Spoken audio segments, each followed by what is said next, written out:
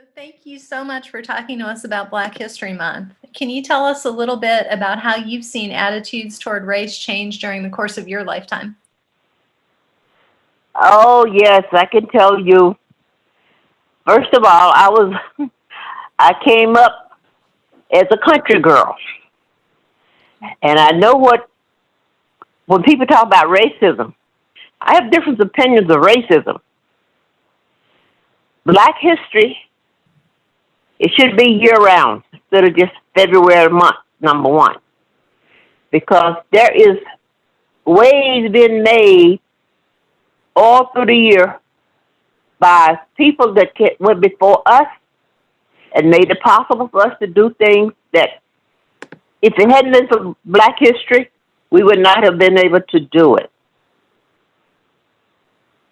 So I believe that as far as racism, I don't believe there's racism.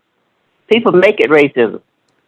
Black history is Black history, and it's not considered racism because they need to mingle, socialize, not by color, not by nationality, by the will that God gave us to love one another as He had loved us. And I have had so many incidents where people have helped me change my life. And the main one being, when I came up from the South, my first job, I moved in, a white woman took me in, and from Jump Street made me part of their family. She didn't allow people to call me the black girl, the maid, and that kind of stuff. She considered me part of the family. So to me, that was inspirational. So by her kids calling me the governess, they all wanted to go back where I came from when they graduated school, and believe me, they all did. And they thanked me for being the black woman. They didn't use the word black. I'm just using it because it's Black History Month. That helped them to see what it was like, where people claim racism, and they didn't see any racism, and neither did I. Is there another particular incident that stood out as showing how things used to be and how they've improved? Oh, yes. I used to have to, my father had me work we worked a farm. And the only neighbor we had was like a mile down the road, which was a white family. We had to work for these guys in the heat, in the sun, and everything. And I thought then, is this what life is going to be like? I'm not going to allow that to happen. Mm-hmm. And I worked all day long down there doing the farm, picking up rocks and throwing them. And my father stood up with the white guy and told him to give me $1 for the whole day. And to me, I just couldn't deal with that because to me that was first indication of it. Their racism that my parents, or my father in particular, had to deal with that he could never get over. And I determined that I'm not going to go by that. And I didn't. So that is awesome. I love that. What is something that you've seen in the past few years that you maybe wouldn't have thought would be possible, whether it was an advancement in science or someone taking your particular office? Talk to me a little bit about that. Okay, number one, I work with a older black lady. I got involved in politics through her. And that's where I saw the most of the things that the average person would consider racism. But I didn't consider it racism. I just consider it not knowing any better. They wasn't taught any different. And I went up through that, and I worked with all different nationalities, white, Jews, Greek, everybody. And I didn't have a problem with that. But I did see a lot of people, whereas it was pushed aside. And say you suspect the racism to come in because the white people would get the best of everything. Black people would get the least of anything. And as long as they stood back there and didn't say anything, it didn't make no difference to them because they didn't know any better.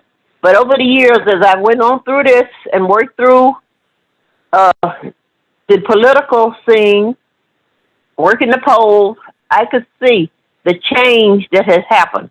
People had begun to accept that there was a difference in the black and the white.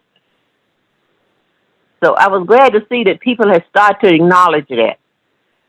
And as of that went on, I went into the school system as a mentor when it first started. And I could see the change that was happening during that time, you know. And that really made me feel good. And like now, the situation being that we're still behind, but we can't let that hold us down. Because we have a movement going that everybody should be treated equal. And that's what I stand on. So, Afro-American people that get involved and get moved up and got positions that nobody thought they would get. And number one, and I'm going to say this, and then I had the opportunity to do a report, Black History report, through my organization and my church for the first Afro-American president. That people would tell me, oh, he ain't going to make it, he ain't going to be nowhere, he ain't going to be. I said, listen, we ain't going to go there. I had this job to do. I did my job, and everybody did it well. This is a change in time. And that's when Barack Obama became our first Afro-American president. That was something nobody never thought would happen. And then when he did 4 years, did a fantastic job for everybody. He was everybody's president. He wasn't just the president for certain people, the black people or whatever. They wasn't going to get no 2 years. And it was set out. My job is, and this was Mitch McConnell, and he take it to my heart because I was looking at him when he said it. My job is to make sure that this black man don't get 4 more years. My thing was, you can't say that. Whatever you do, God has a plan. He put him there in the first place. He gonna put him there again. So he ended up getting 2 years. So that was a movement that went down in history. And the next thing is that's inspiring to me is when President Biden finally got inaugurated on January the 20th, he chose a black female woman. So it goes to tell me that things are moving up, and there's so many Afro-Americans has the opportunity now that wouldn't have had the opportunity when the time I was coming up. Is there anything else that you want to be certain that we mentioned, Doris? I mean, if you want to mention some things, you mean something like let me say this. I went to the school as a mentor in the mentor program for 8 years. I'm a member of a black organization that we had white and black, where it was supposed to be just for black, but we did not just accept black. We accept whoever wanted to come in. And we was the world largest black organization, which a news person in Norwalk, Iowa, she went and dug up the history of this organization that I have been involved in for years in different offices, New England State and Eastern Canada, Daughters of Elks, IBPOE. It's a black organization. I've been very involved in that. I've taken children's to different, give you an example where I've taken. I took them to Las Vegas to perform, representing Norwalk. I took them to Baltimore, Detroit to perform. And these are young kids, children in the age range from, say, 10 to 16. And that was inspiring to me. I represented New England State and Eastern Canada for a number of years, about 15 years. That is awesome. Thank you so much for sharing that experience with us, Doris, and for sharing everything that you've shared today. Oh, you're welcome. You are welcome. I do it anytime, and that's something I can be proud of.